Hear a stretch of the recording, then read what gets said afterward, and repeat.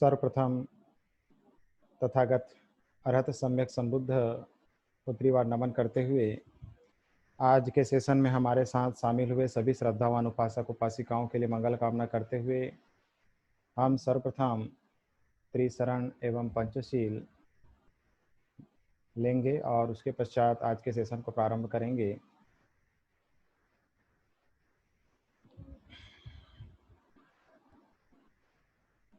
अरहं सम्मा सम्बुद्धो भगवा बुद्ध भगवन्तं अभिवादेमि। स्वाख्यातो भगवता धम्मो धम्मं नमामि। सुपटिपन्नो भगवतो सावक संघो संघं नमामि। नमो तस्स भगवतो अरहतो सम्मा सम्बुद्धस्स। नमो तस्स भगवतो अरहतो सम्मा सम्बुद्धस्स। नमो तस्स भगवतो अरहतो सम्मा सम्बुद्धस्स। बुद्धं शरणं गच्छामि धम्मं शरणं गच्छामि संघं शरणं गच्छामि।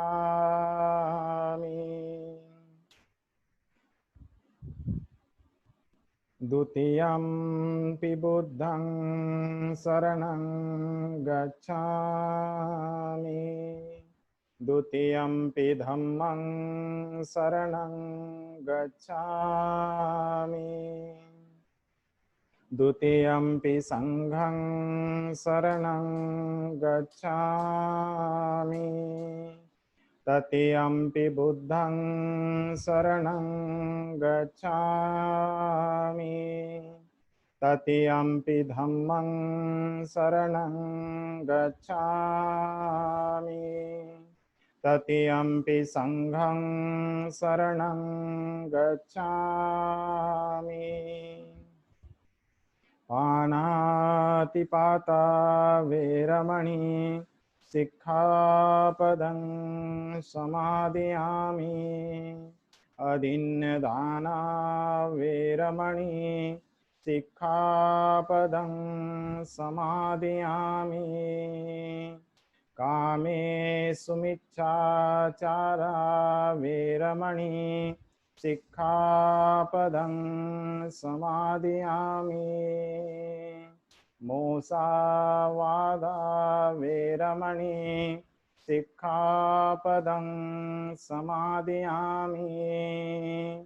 सुरामेरय मज्ज पमादठाना वेरमणि सिक्खापदं समादयामि। सब्बपापस्सयकरणं कुशलस्य उपसम्पदा सचित्तपर्योदपणं एतं बुद्धानुशासनं। साधु साधु साधु। आज हम विशेष रूप से चैत्य वंदना, बुद्ध वंदना, धम्म वंदना, संघ वंदना भी करेंगे। नमो तस्स भगवतो अरहतो सम्मा सम्बुद्धस्स। नमो तस्स भगवतो अरहतो सम्मा सम्बुद्धस्स। नमो तस्स भगवतो अरहतो सम्मा सम्बुद्धस्स। इति पिसो भगवारहं सम्मा सम्बुद्धो विद्याचरण संपन्नो सुगतो लोकविदु अनुत्तरो पुरीश धम्म सारथि सत्ता देव मनुस्सानं बुद्धो भगवाति बुद्धं जीवित पर्यन्तं शरणं गच्छामि स्वाख्यातो भगवता धम्मो संदिट्ठिको अकालिको एहि पश्यिकोपनायिको पश्चत्तं वेदितव्यो विन्युहीति धम्मं जीवितपर्यन्तं शरणं गच्छामि सुपटिपन्नो भगवतो सावकसङ्घो उजुपटिपन्नो भगवतो सावकसङ्घो यायपटिपन्नो भगवतो सावकसङ्घो सामीचिपटिपन्नो भगवतो सावकसङ्घो यदिदं चत्तारि पुरुषयुगानि अट्ठपुरुषपुद्गला एष भगवतो सावकसङ्घो आहुनय्यो पाहुनय्यो दक्षिणयो अंजलिकरणियो अनुत्तरं पुण्यक्षेत्रं लोकसाति संघं जीवितपर्यन्तं शरणं गच्छामि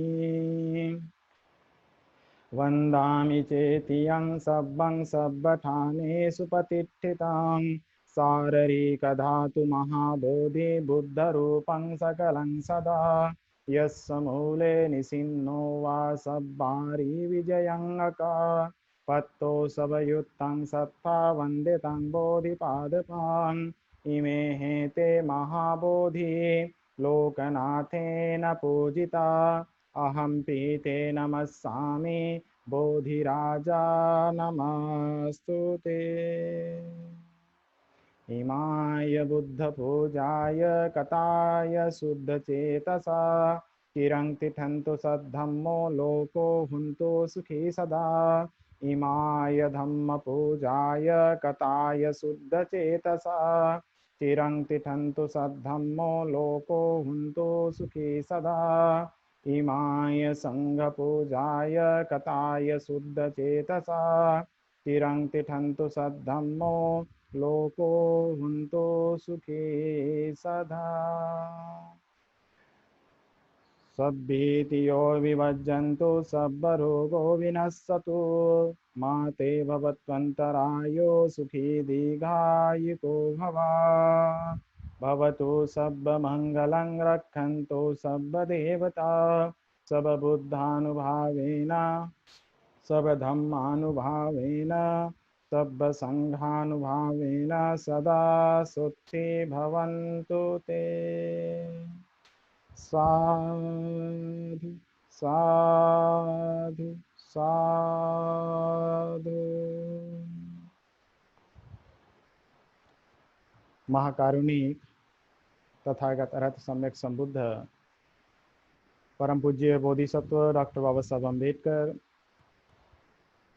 उन्हें श्रद्धा सुमन अर्पित करते हुए आज के धम्म श्रवण करने में हमारे साथ जितने भी श्रद्धावान उपासक उपासिकाएं शामिल हैं उनके लिए मंगल कामना करते हुए आज का जो हमारा विषय है सतधम्म का जो कार्य है, उस कार्य में प्रथम जो स्थान रखता है सद्धम्म किस तरह कार्य करता है, जिसमें हमारा प्रथम जो विषय है मन के मैल को दूर करने का कार्य जो है सद्धम्म करता है। सतधम्म हमेशा हमारे जीवन में निर्मलता लाने का काम करता है, पवित्रता लाने का काम करता है। तो किस तरह से हम अपने जीवन के मैल को दूर करें और हम अपने आप को पवित्र, सुखी, स्वस्थ और मंगलकारी बना सकें, तो इसके लिए हमें अपने जीवन में बुद्ध की उन शिक्षाओं को धारण करना, अभ्यास करना, समझना अनिवार्य है। एक बार तथागत बुद्ध श्रावस्ती में रुके हुए थे। श्रावस्ती में राजा जो प्रसेनजीत था वह वहाँ गया और जाने के बाद तथागत बुद्ध को नमन किया। नमन करने के बाद वह तथागत बुद्ध के पास नज़दीक बैठ करके उसने तथागत बुद्ध से याचना किया कि हे तथागत, कल का भोजन जो है मेरे यहाँ होगा और आपके साथ साथ भिक्षु संघ भी मेरे यहाँ आमंत्रित रहेंगे। कल का भोजन स्वीकार करें और साथ ही साथ मेरे श्रावस्ती के कुछ लोगों को धम्मोपदेश जो है सार्वजनिक स्थल पर सभी लोगों को मिले, ऐसी मैं आपसे याचना करता हूँ। कल का भोजन स्वीकार करें और सार्वजनिक धम्म देशना के लिए भी अपना समय प्रदान करें। ऐसा तथागत बुद्ध को राजा प्रसेनजीत ने रिक्वेस्ट किया, निवेदन किया और निवेदन करने के बाद तथागत बुद्ध ने उसे मौन रह करके स्वीकार किया। मौन रह करके स्वीकार करने के बाद अगले दिन तथागत बुद्ध जब पूरी तैयारी हो गई, तब सूचना मिलने के बाद तथागत बुद्ध राजा प्रसेनजीत के यहाँ पहुँचे। उन्होंने भोजन ग्रहण किया और जिस जगह पर धम्म देशना के लिए उन्हें आमंत्रित किया गया था वहाँ पर तथागत बुद्ध को लेकर के राजा प्रसेनजीत पहुँचे। वहाँ इतनी भीड़ थी, बहुत सारे लोग थे। बहुत सारे लोगों के अंदर में यह भावना चल रही थी कि आज हमको धम्म सुनने को मिलेगा, सीखने को मिलेगा, जानने को मिलेगा। और हर व्यक्ति के मन में यह विचार निर्माण हो रहा था कि महाराजा ने इतना अच्छा व्यवस्था किया है, हमारा जो महाराजा है बहुत ही बुद्धिमान है, बहुत ही अच्छा है, उनका जीवन चरित्र बहुत अच्छा है और इस पुण्य कार्य से उनका जीवन सुखमय होगा और हमारा भी जीवन को आगे बढ़ने में प्रेरणा मिलेगी। ऐसी जो है भावना बहुत सारे लोगों के अंदर में विचार निर्माण हो रहा था। उसी समय एक जो व्यापारी था, उस व्यापारी के अंदर ये भावना निर्माण हो रही थी कि जो राजा जो है अपना पूरा धन दौलत सब गलत काम में लगा रहा है, किसी व्यक्ति को बुला करके अपना पैसे का बर्बादी कर रहा है, धन की बर्बादी कर रहा है और अपने जीवन को वह जो है किसी एक ऐसे व्यक्ति के सानिध्य में रखा है जो उसका गलत इस्तेमाल कर रहा है, उसके धन का गलत इस्तेमाल कर रहा है, उसके पद का गलत इस्तेमाल कर रहा है। और इस तरह की भावना जो है वह एक व्यापारी के अंदर निर्माण होता है।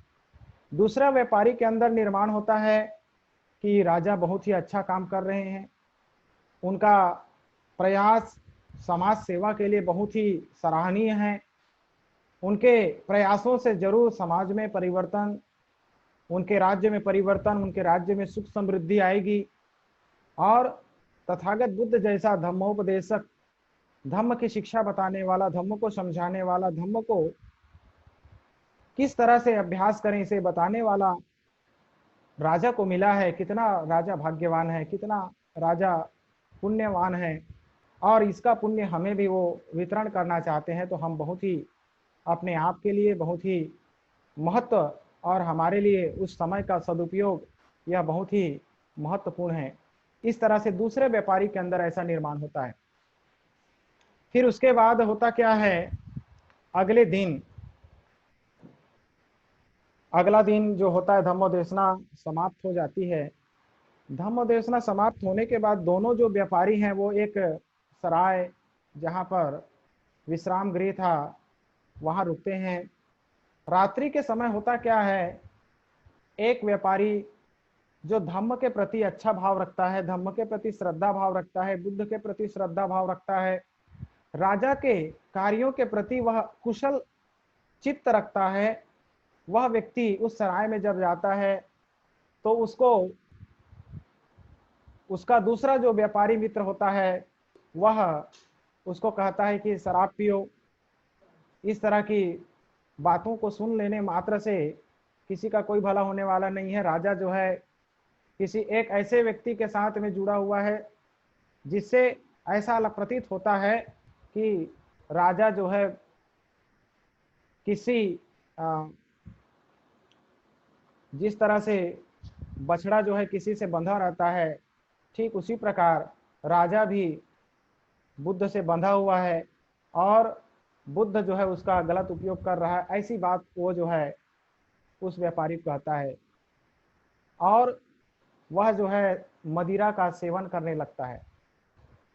पहला व्यापारी मदिरा का सेवन करने से विरत रहने की कोशिश करता है, शराब से दूरी बनाए रखने की कोशिश करता है, लेकिन जो पहला व्यापारी है जिसने अपने मन में बुद्ध के प्रति अकुशल भावना रखी, राजा के प्रति अकुशल भावना रखी, उनके कार्यों के प्रति, उनके धम्म सद्धम्म को जो उन्होंने लोगों तक पहुंचे वो प्रयास जो कर रहा था उसको वो गलत समझने का काम किया और उसने रात में शराब पिया।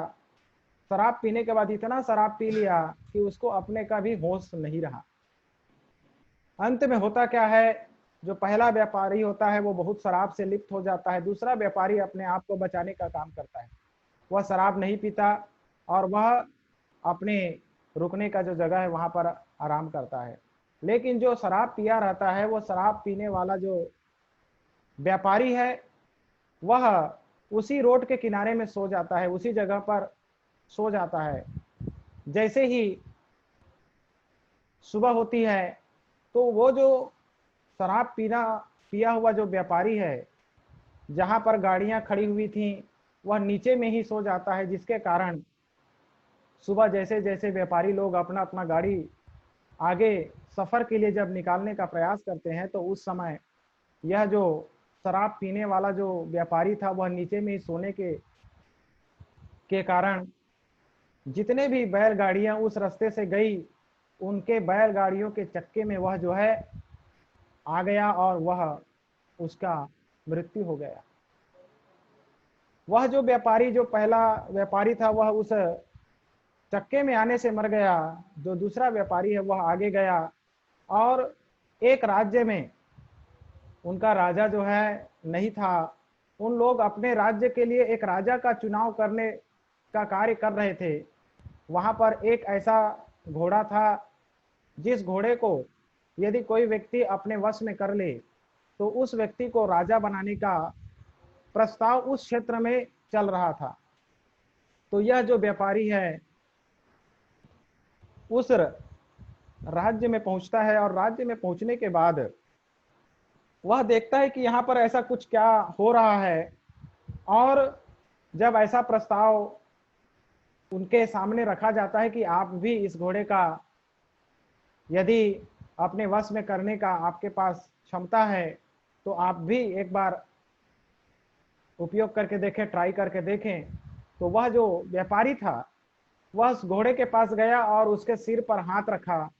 जैसे ही उसके सिर पर हाथ रखा तो उसकी मैत्री जो है उस घोड़े के अंदर चली गई, उस घोड़े को मिल गई और वह व्यापारी उस पर उछल करके बैठ गया। उस घोड़े ने किसी प्रकार का उस व्यापारी के साथ में कोई उठापटक नहीं किया, वह शांत रहा और उसके शांत रहने से सभी जो लोग थे उस राज्य के उन लोगों ने उसे राजा घोषित कर दिया कि आज से हमारा राजा जो होगा यह व्यक्ति होगा। उसको बहुत सारे धन दौलत संपत्ति जितनी भी थी वो सब चीज उनको मिल गई। अंत में वह जो व्यापारी है वह सोचता है कि मैं बहुत लंबे सफर करके यहाँ से इतना दूर आया हूँ और वह वापस जब श्रावस्ती पहुंचा, एक बार जब राजा बनने के बाद वह श्रावस्ती उसे जाने को मिला तो उसने भगवान बुद्ध का फिर से धम्मोपदेशना का एक कार्यक्रम आयोजित किया। तथागत बुद्ध को अपने यहाँ भोजन के लिए निमंत्रण किया और उन्होंने तथागत बुद्ध को कहा कि मेरे जीवन में इतना बड़ा परिवर्तन जो है आया है और मैंने अपने आप को आपके बताए हुए मार्गदर्शन के अनुरूप मैंने चलाने का कार्य किया, आज मुझे इतना कुछ मिला है, वो आपकी देन है, ऐसा उन्होंने तथागत बुद्ध को कहा। तथागत बुद्ध ने उस रात में क्या घटना घटी उसके बारे में उस व्यापारी को बताया कि जिस दिन धम्म देशना था और उस धम्म देशना में जितने लोग आए थे उसमें से आप भी एक व्यापारी थे और दूसरा एक और व्यापारी था जो उस धम्म देशना में शामिल था, लेकिन उसके मन में गलत भावना थी और वह शराब पिया हुआ था और शराब पीने के कारण अकुशल कर्म का वह निर्माण अपने मन में किया और जिसकी वजह से उसकी गाड़ी के चक्के में उसका शरीर आने से वह मृत्यु को प्राप्त हो गया। यह घटना जो है तथागत बुद्ध ने उस व्यापारी जो राजा बन चुका था उसको उनके घर जब भोजन हुआ तो धम्म देशना में उसे उन्होंने बताया। तथागत बुद्ध ने यही चीज को कहा कि संसार में यदि हम अपने मन को शुद्ध रखते हैं, पवित्र रखते हैं, निर्मल रखते हैं, तो हम अपने जीवन को सुखी बना सकते हैं, अपने जीवन को सफल बना सकते हैं। बुद्ध का जो धम्म है, बुद्ध की जो शिक्षा है, वह हमेशा कहती है कि मन ही सर्वोपरि है, मन महत्वपूर्ण है। मन को हमें हमेशा जागृत रखने का प्रयास करना चाहिए, सचेत रखने का प्रयास करना चाहिए। बुद्ध ने सूत्र में कहा है कि मनो पुब्बंगमा धम्मा मनो सेठा मनोमया मन साचे पदुत्थेन भासति व करोति व ततोनं दुख मनवेति चक्कं व वह तो पदं। बुद्ध कहते हैं कि मन मनोमय है, मन सभी कार्यों का अग्रगामी है। हमेशा कोई भी कार्य करने के पहले मन में उत्पन्न होता है। मन इतना चंचल है कि वह कहीं भी चला जाता है, कहीं भी भटक जाता है, कहीं भी विकृत हो जाता है। इसलिए जो व्यक्ति यदि अकुशल मन से, बुरे मन से यदि कोई कार्य करता है, बुरे मन से कुछ सोचता है, तो उस व्यक्ति के जीवन में जो दुख होता है वह बैलगाड़ी के चक्के की तरह उसके पीछा करती है। जिस तरह से उस व्यापारी का जीवन उस बैलगाड़ी के चक्के के नीचे चला गया, ठीक उसी प्रकार हमें अपने जीवन में अपने कर्मों के प्रति सजग और जागरूक होने की जरूरत है। यदि हम अपने मन में गलत भावना रखते हैं, गलत सोच रखते हैं, अच्छा चीज सुनने के बाद भी हम यदि मिथ्या दृष्टि में रहते हैं और अपने आप को सद्धम्म की ओर नहीं ले जाते, सद्धम्म को नहीं समझने का प्रयास करते, तो इससे हमारी हानि होती है। इसलिए हम हमेशा यह प्रयास करें, कोशिश करें कि अपने जीवन में हम अपने मन को हमेशा कोशिश करें अच्छे कार्यों की ओर ले जाने का, अच्छे चीजों को सोचने का। बुद्ध ने यही धम्म हमें प्रदान किया है कि हम अपने मन को कुशल कर्म करने के लिए प्रेरित करें, कुशल कर्म करने के बारे में सोचें, अकुशल कर्म को मन में निर्माण ना करें। यदि कोई शराबी है, जुआरी है, अकुशल कर्म में, बुरे कर्मों में लिप्त है, तो वह यदि उसे यह समझ में आ गया होगा कि मुझे अपने जीवन में यदि सुखी होना है तो मुझे अपने कर्मों को बदलना होगा। बुद्ध कहते हैं कि जब जागे तब सवेरा। जिस दिन हमने जान लिया कि मैं गलत कर्म कर रहा हूं, गलत दिशा में हूं, गलत जगह में खड़ा हूं, मेरे गलत जगह में रहने से, मेरे गलत जगह में जाने से, मेरे गलत कर्म करने से मुझे हानि हो सकती है, इसलिए जिस दिन वो जाग गया उसी दिन उसे छोड़ने का काम करना चाहिए। जानबूझ करके यदि कोई गलती करता है तो उसका दंड जो है उसको भुगतना ही पड़ता है। यदि जान लिया कि मैं गलत हूं तो उसको एक बार सुधरने का मौका मिल सकता है, वह अपने आप को सुधार सकता है, अपनी प्रज्ञा को सुधार सकता है, गलत बुद्धि, गलत संगति, गलत कार्यों को वो बदल सकता है अच्छे कर्मों में।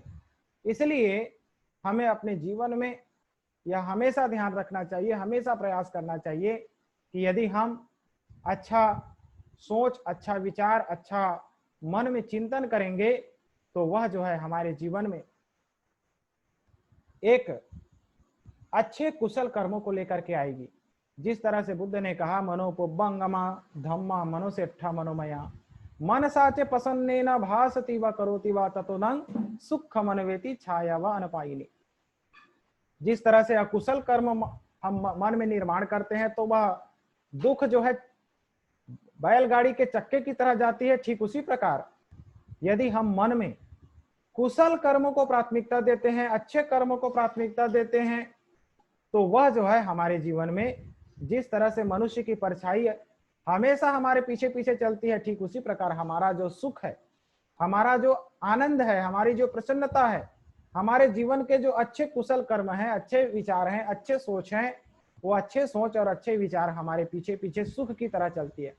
जिस तरह से उस व्यापारी के अंदर जो मन में अच्छे विचार निर्माण किया कि धम्म देशना सुनने से एक अच्छा कार्य हो रहा है, उस धम्म देशना का आयोजन जिसने किया है वह भी बहुत एक सराहनीय कार्य है, और उसके मन में उसने कुशल भावना किया कि बुद्ध के वचन बहुत अच्छे हैं, बुद्ध की शिक्षा बहुत अच्छी है, बुद्ध का मार्गदर्शन हमारे लिए बहुत ही कल्याणकारी है। ऐसी भावना करके उसने अपने जीवन को उसी दिन से अच्छे कर्मों की ओर ले जाने का काम किया, तो वह एक शासक बन करके तथागत बुद्ध से मिलने के लिए वापस आया, और उसने अपना जो कुशल कर्म अपना जीवन में किया उसका जो श्रेय जो है तथागत बुद्ध को बताया। वही चीज बुद्ध ने भी कहा कि मन में तुमने जो अच्छा कुशल कर्म जो विचार किया था, उसी कुशल कर्म का पुण्य है जो आज तुम शासक बन करके अपने आप को सुखी जीवन व्यतीत कर रहे हो। तो ठीक उसी प्रकार संसार में कोई भी व्यक्ति यदि मन से अच्छे कर्म करता है, मन से अच्छे विचार रखता है, मन में अच्छा विचार सोच निर्माण करता है, तो उस व्यक्ति का जो जीवन है, उस व्यक्ति का जीवन जो है सुख समृद्धि से परिपूर्ण हो जाता है। हमें अपने जीवन में किसी की हानि के बारे में नहीं सोचना चाहिए। हमेशा हमें कोशिश करना चाहिए कि सबका मंगल हो, चाहे वह मेरे भाई बहन हो, चाहे माता पिता हो, चाहे गुरुजन हो, चाहे मेरे मित्र हो, या मेरे को जो अपना समझते हैं वो हो, या मेरे को पराया समझते हैं वो हो, या मेरे को अपना भाई समझते हो वो हो, या मेरे को कोई अपना दुश्मन समझता हो वो हो। हर किसी के प्रति हमारे अंदर मैत्री होना चाहिए, करुणा होनी चाहिए, दया होनी चाहिए, समता होनी चाहिए, बंधुता होनी चाहिए। यदि ये भावना लेकर के हम अपना जीवन को व्यतीत करेंगे तो हम अपने जीवन में हमेशा सुख और समृद्धि की ओर ही जाएंगे। यही भावना का हमें अभ्यास करने की जरूरत है, प्रयास करने की जरूरत है, और अपने जीवन में हमेशा अपने मन को प्रथम प्राथमिकता दें। मन में किसी प्रकार का अकुशल कर्म यदि निर्माण हो, विचार उत्पन्न हो, तो तुरंत ही उसे हमें हटाने का प्रयास करना चाहिए। यदि हमारे अंदर किसी प्राणी को हिंसा करने का भाव निर्माण हो रहा है तो हमें तुरंत सजग हो जाना चाहिए, सावधान हो जाना चाहिए, और उस पर चिंतन करना चाहिए कि ये मेरे मन में जो विचार आया ये कुशल है या अकुशल है। यदि मेरे अंदर किसी के वस्तु के प्रति चोरी करने का भाव निर्माण हो रहा है, लेने का भाव निर्माण हो रहा है, तो हमें तुरंत जागृत हो जाना चाहिए, मन को जगा लेना चाहिए कि कहीं मन अकुशल कर्म तो नहीं कर रहा है, कुशल कर्म है या अकुशल कर्म है। तुरंत उसको जागृत अवस्था में जा करके देख लेना चाहिए। यदि हमारे मन में व्यभिचार की भावना निर्माण हो रही है तो तुरंत हमारे मन को देखना चाहिए कि यह कुशल है या अकुशल है। चौथा, यदि हमारे अंदर झूठ बोलने की भावना निर्माण हो रही है तो हमें तुरंत ध्यान रख देना चाहिए कि मैं कुशल कर्म कर रहा हूं कि अकुशल कर्म कर रहा हूं।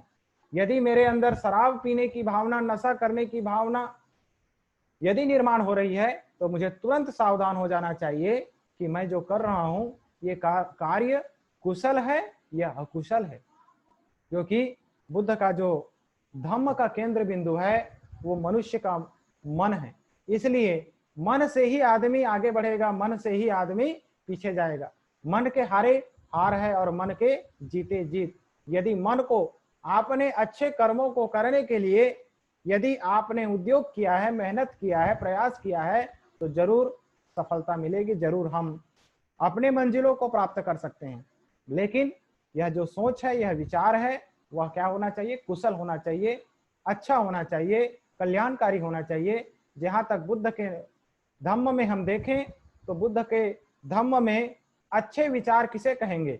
अच्छे विचार हम उसे कहते हैं जिससे हमारा भी भला हो, जिससे दूसरे का भी भला हो, जिससे सबका भला हो। तो बुद्ध ने जो भी मार्ग दिया है उसमें हमेशा हम अपने आप के अंदर आचरण में लाने के लिए सबसे पहला हमारा प्रयास होना चाहिए, कोशिश होना चाहिए कि हम यह देखें कि इससे मेरा भला हो रहा है या नहीं हो रहा है, दूसरे का भला हो रहा है या नहीं हो रहा है, या इसमें सब मानव जाति का भला है या नहीं है। इसका भाव हमें तुरंत कोई भी कार्य करने के पहले चिंतन करना चाहिए, मनन करना चाहिए, अपनी प्रज्ञा और बुद्धि का इस्तेमाल करना चाहिए। यदि हम अपनी प्रज्ञा और बुद्धि का इस्तेमाल करेंगे तो इसका लाभ हमें और हमारे सभी लोगों को, परिवार को, समाज को, देश को मिलेगा। तो ऐसी सभी के लिए बहुत बहुत मंगल कामनाएं। 1 मिनट का सेशन और बचा है, फिर सेकंड सेशन में हम प्रवेश करेंगे।